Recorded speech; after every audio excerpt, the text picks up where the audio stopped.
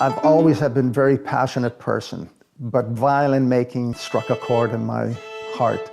I grew up with it.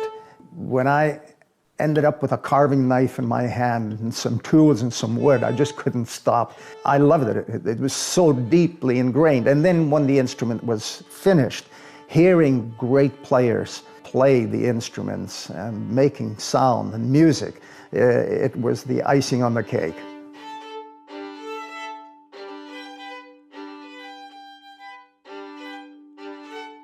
Violin makers go by their name, so my violins, the carrier label, Hermann Janzen.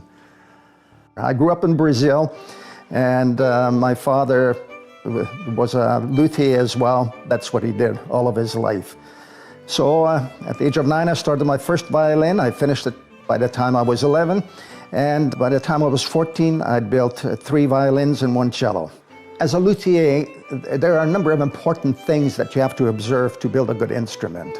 Form, proportions, materials, everything plays a role.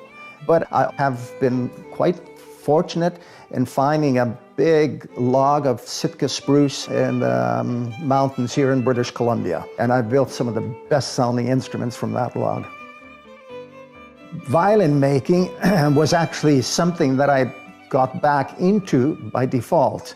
At the age of 35, I had a severe electrical accident. I burnt both of my hands to a crisp. That put an end to my construction career.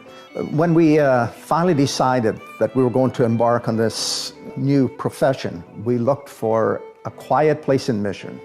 And this is one of the most quietest places next to the monastery. We have a lot of lakes to the north of us in the mountains, and there's always a nice current of clean air. I'm just a recent member of the Mission Arts Council. I saw what they were doing in the summer, very engaged at Heritage Park and other venues, and they're very proactive. There are a lot of artists in Mission. It's kind of a secret, a hidden secret. Not too many people know about it. And why not be a part and join forces?